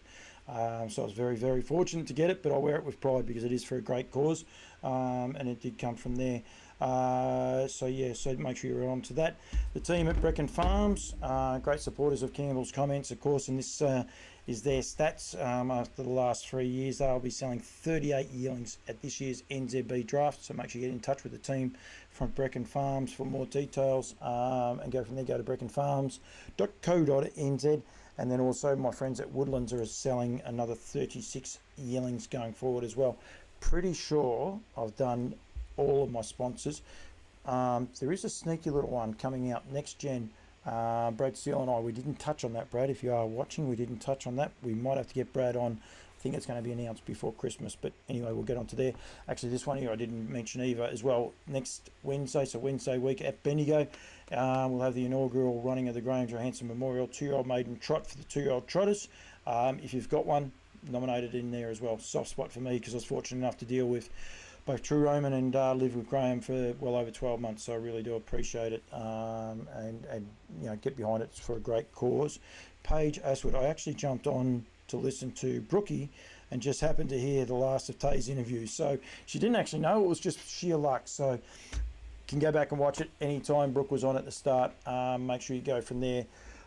Sale dates for a lot of the sales coming up. Of course, the Nutrien Equine sales will be starting Sunshine Stars on the 23rd of February at the Creek, Tasmania, which we mentioned with Brooke on the 1st of March. Sydney for Miracle Mile on the 9th of March. Bathurst on the 30th, and then Melbourne with the Super $1 Million weekend, 13th of April, which will have the race meeting on the Friday, the sale on the Sunday, and in between there will be inspection and also parade day. So all becoming big events. Actually, to be honest, too, one we should have mentioned, Brad's just logged back on, and we should have mentioned this one as well.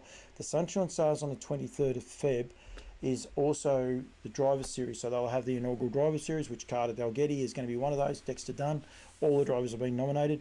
Darren Clayton was going to come on tonight, but Brad, with a bit of news, came on first. I'm probably going to have a Sunday session next Sunday, because I'll be in Tasmania Monday, Wednesday, or the 23rd, and I'm thinking it'll be probably the 23rd. I'll get Darren on, and we'll have a little bit more fun as well. Andrew Fitzgerald, hello to you, Fitzy. Look after the sponsors there for Andrew Fitzgerald in New Zealand. If you want to get in touch with Aldebaran Park, get in touch with Fitzy there for Aldebaran Eagle Frozen Semen at $3,450. And he's getting plenty of mares in file as well. And here in Australia, you've got Sky Valley only, and then on both sides of the ditch, you've got Dancing in the Dark, M and Sky Valley as well. So make sure you get in touch with Fitzy or the team at Aldebaran Park. Go to all the links. Some tiles I don't have on this, I have them on other computers. I've got computers everywhere, and might be able to actually do that. I don't know if I can do that. We'll see. Try not to hold anyone, but if you're watching, you're still watching now, you enjoy the rambles. I'm just wondering, anyone that is still watching now, would you like to go to Gumbower for grass track racing? Put it this way, if Gumbower raced on the grass, would you go there? Probably the question I should have started the show off with, because that's actually not a bad question. I might have to bring that into things going forward as another question. So if we get that to that, go to there, then go to that like that. Look at this. I've got this sorted now. There are. For the team at Aldebaran Park, you can contact Danny Thackeray. His phone number is there. Duncan McPherson, and being the principal, Andrew Fitzgerald's phone number's there, or the head office, or you can email hrshvn@aldebaranpark.com for more information. So all those things are there and available at any time. Go, Chris. Great show, Paul. Very informative. Absolutely, I would. You'd go there too. Yeah, so would I. I think it's actually cool. Something different to do. Actually, pretty impressed that I could do that. I'm getting some things done. One thing I don't know how to do though is how to get out of that screen. Might have to do the old escape button. Yep, that did it. So yeah, so I can bring up any tiles of any horses going forward. The Gumbower track looked very dusty yesterday, so grass might be better. That's the thought of me. Nelly, Brad Steele there too, on grass is worth a try. I think well done to everyone that won a race there at Gumbower. I think it was awesome, but just looked a bit dusty, it probably wasn't the greatest of adverts for our industry. So I know they recently had a grass track race there on the thoroughbreds. They were saying about how good it was, maybe a standing start.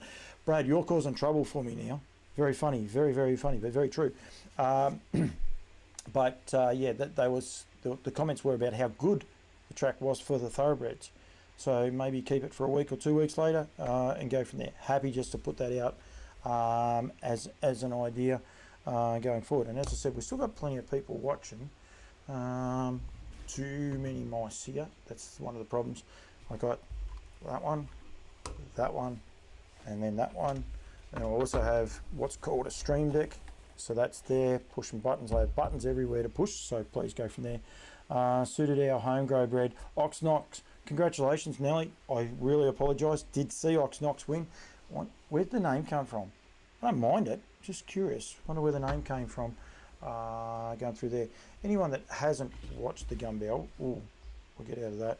What we need to do, what we could do, we actually should just show the last 50 metres, if you like, of the Gumbauer Cup is what I will do. Going from there, as I said, it's just an idea. I just thought for the industry, going from there, the audio is working. We better get rid of the audio because I will get into trouble for that. Hang on a sec, I just got to hit that button there. So I got out of that because got no idea where the name came from, and yet you named it. That's good, Nelly. Anyway, so what I'm going to do is go back to here, and we'll go to this screen here, and you'll start to see the dust with the horses out the back going through. Now this is your cup field, so you'd expect the truck to be in good, but you can see Arg and those horses there getting into the dust quite heavily. So hence the reason that I sort of thought, well, maybe, just maybe, that a grass track race would be good. And this is the last couple 100 metres because I'm not allowed to show too much of it, so I don't want to get myself into trouble. But Western Sonador for Ryan Sanderson, who also won a heat of the Inter-Dominion on the weekend, so well done to Rhino. And this horse ran away for Corey O'Donoghue and Stephen O'Donoghue as well, and the dust doesn't look as bad there because the horses have gone past. But yeah, congratulations to all the connections, and you can see the track there. You couldn't have raced on that track yesterday because yeah, it's got plenty of covering. They've actually, looks like they may have cut it for hay, so but anyway, but yeah, yep, it's definitely not a knock on Gumbauer, and go from there. We sold him, owners named him, I think it's a boxing reference. Very, very good. Okay, but that's okay, we could always Google, but you can get into trouble doing that. Rightio, that's a bit of a wrap for my show tonight. As I said, Lola Wiedemann, 3 winners at Marburg, Donna Castles with 2 winners, and young Tristan Larson with the Kiwi connection there. That's 2 country cups he's won this year because he won at St Arnaud. He's a 2-time winner at St Arnaud. Maestro, I forget the horse he won it with this year. Baxter, might have been Maestro, I'm not sure. Going from there, Maestro won yesterday. Maybe it was Maestro that won the... no, he didn't win the St Arnaud Cup because he's been going up there. But anyway, I forgot what horse that is. Now, Tony Chibnall comes in a lot. The concern is where the gap, if there's a gap where the cars and trucks go across, i.e. Kilmore. If there's no gap, it'd be fantastic, and just like the Valley used to be. Well, the Valley actually used to have a terrible crossing tone as well, but they have fixed that. But yeah, that's one of the reasons I was thinking maybe it would be a good fit, because if they don't have to service the inside track as much, there'd be less traffic. There might not be a crossing at all, which would be really, really exciting as well. So yeah, it's worth a try. You know, I think, and Tone, would be interested in your thoughts. Once a year, we don't have the money and all the rest, but geez, Kyneton would be a great track to take the Standardbreds to. Once a year, beautiful, picturesque, with a big hedge around the side. It'd be very New Zealand-esque, so I think it'd be awesome. Malcolm Little, thank you very much. Always enjoyed. I love people getting involved in the shows and having a little bit of fun. I hope everything's good with Just Believe, and he's back at the racetrack soon. And go from there, because he is an ornament to our industry and he's done such an amazing job. But yeah, the rise of the trotter is outstanding with all these sales coming up. As I said, there's so many trotters on offer. Might have to count up the NZ, the Nutrien ones. I could also count up the NZB ones as well and just find out how many there are. Darren Ray's watching. Apparently I got into trouble the other day without knowing I got myself in trouble, because Darren and Emma aren't married. Apparently Darren hasn't done the right thing and got down on the knee yet, but I might have called it Emma Ray, which she is not Emma Ray, but I got away with it. So the sooner Darren gets down on the knee, then I'm not into trouble. So you shouldn't have probably told me that one, Darren, but anyway, that's okay. Of course, he is selling this 3/4 brother in Sydney to Captain's Knock. Let me see if I can find this horse very, very quickly. So he had a Scarlet Fin. It's early on in the sale. There it is there, lot 17 this horse will be. John Rudder was on actually earlier. Start the mile in front of the grandstand. Tone, see, now we're talking. I think that would be a great little fit there. So yeah, we'll just flick over to this screen here. Lot 17 is down by the seaside. The indoor pocket mare Scarlet Fin, making this horse a 3/4 in blood to Captain's Knock. and of course with some important updates there on the website as well. Going to be a unique opportunity, so a colt that people will want to look at with the current family going forward, so that is super exciting. And there's also Brad's other horse, Brad Hewitt, who's done a great job. The Locomotive is selling in New Zealand in the NZB sale. I got this catalogue in front of me. Hang on a sec. I know how to find it. Out of Dance Craze. FaceTime Bourbon out of Dance Craze. It is lot number... well, that's even more confusing. We'll get to Darren's comment in... it's actually not. It's a... Yeah, so Dance Craze is a brother to the Locomotive, but it is going through the sale. He's thrown me a curveball, Darren Ray, now. He's really got me going here. But yeah, unique opportunity in New Zealand to buy one out of a half brother to the Locomotive by out of La Cucaracha. Of course, it's just a credit to this whole family, which actually means one... Yeah, so I'll get myself very confused, which is not hard to do. I've got too many buttons to push going from there. So Darren Ray has got down on the knee. He just hasn't done the wedding part. Well, there's something we could do at the yearling sales. Or I could do an On Loose Lines live, Darren, from your wedding. Wouldn't that be cool? Monday night, 6 o'clock. There's a chance. You never know, something different. I'm sure the viewers will tune in. It'd be be something very different. It could be the first online harness racing wedding too. It could be a first, mate. Medowie Lodge. Make sure you check out the full draft of horses getting ready for Medowie. I know they're taking 2 to Sunshine Stars, both by Danson Lou, a son of Sweet Lou. I think I'm just going to get this up as we speak. He's got 10 going to Sydney, so make sure you get in touch with Darren. Yep, 10 there, represented with Stallions by Down by the Seaside, Captain Crunch, Sweet Lou, Stay Hungry, and that's it. Wow. Dance, Down by the Seaside, Captain Crunch, Sweet Lou and Stay Hungry. 4 stallions represented out of their 10. That's the quality of the draft they've got going there.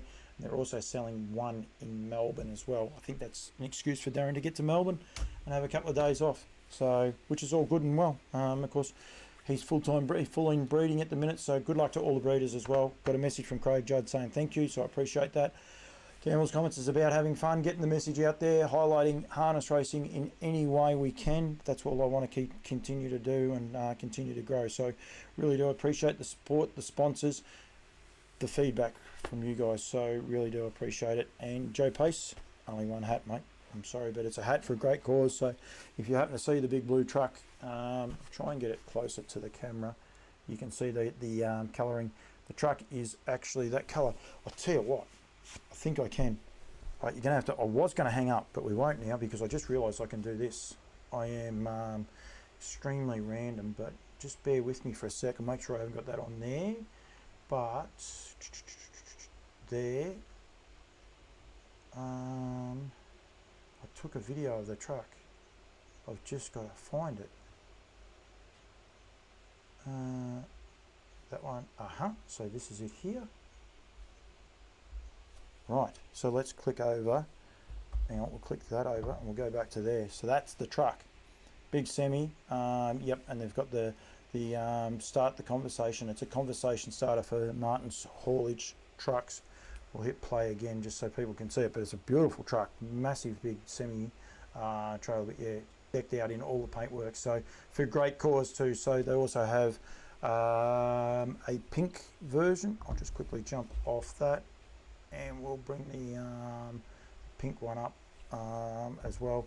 And there's a pink truck being backed in as well, obviously for breast cancer and raising awareness for breast cancer. So yeah, one of the biggest trucking companies in Australia. Going from there, there's my rig out the back. My own car's there at the back, so plenty going on. Blanche Poole, hello to you, Blanche. Going forward, I'm going to hopefully get to see you Wednesday, Thursday, don't know, but we'll catch up as well. Darren Ray's also got 6 going to Bathurst, so he's not missing me. And that's what this platform's about. Having fun, getting the message out there. And if I can bring it to you, I will. So, yeah, plenty going on in there. I don't know if I've got any other funny little videos. I did have one. Wonder where that is. Don't know if I can bring that one to you. Because I must have deleted the rest of them out of, looks like I have. Oh no, they weren't on this computer, they were on the other computer too. So yeah, very, very funny little jig about one of the auctioneers at the sale. Rightio, that'll do. Hour and 40 minutes. Big show, but really, really thank you to everyone that's got involved. Had a bit of fun. Get the message out there. Enjoying harness racing. Positive news out of New Zealand. Tayla French, well done to her. Brooke Hammond at the start of the show, well done to Brookie. And of course that's going to happen with the sale at Nutrien as well. So big thank you to everyone that's came on. We'll have some more guests next week. It will be a Sunday sesh, so it won't be Monday night because we'll be in in Tasmania. And I'd like to give, I don't want to cut it short just for the participants, so we'll have a Sunday sesh this Sunday night, maybe 7 o'clock, but we'll work it out. We'll work out a time and go from there. We'll do it a bit more random, and then I might have a special guest join me live. May not. I might just do it myself and go from there, get the message out there. If you want some message, tell me and we'll get it out there. Johnny Ruddock, good luck to you with that horse area as well. Mickey Gadsden, hello to you. And then the 23rd, Monday the 23rd, we will go live.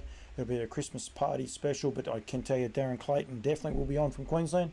I would say Mark Martin probably on, Cam Bray will be probably on, wishing people a Merry Christmas, plus also promoting what's going on the other side of Christmas. So we'll get the message out there as well as go from there. There's me Dane Edners. These are the anti-glares. I don't need glasses, but get sick of looking at the glare. Look very fashionable, don't you think? Yeah, I was playing with them, so I thought, well, I'll bring them up. I'll know how many people are watching towards the end of the show, that's for sure. So they're actually fogged up. Thanks, guys. Thank you very much. This has been On Loose Lines, a random show talking harness racing. Thank you very much to all of my great sponsors in Nutrien Equine, NZB Standardbreds, the two sale companies, Aldebaran Park, Woodland Stud, Woodgate Farm asked me to promote their stallions and that going forward. Harass the Trotters, plus the great team at Barristock. I haven't got their sign up, but I can just do that. Barristock Equine as well. So thank you very much to them. Corey O'Donoghue's back on. Congratulations to you, Corey. Well done for the win on the weekend as well. Thank you. Really do appreciate it. Brecon Farms was the other one. Cannot forget the team at Brecon Farms. I will get into trouble for forgetting those.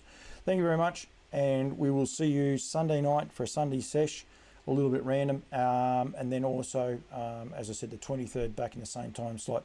Thanks for joining me. See you all next week.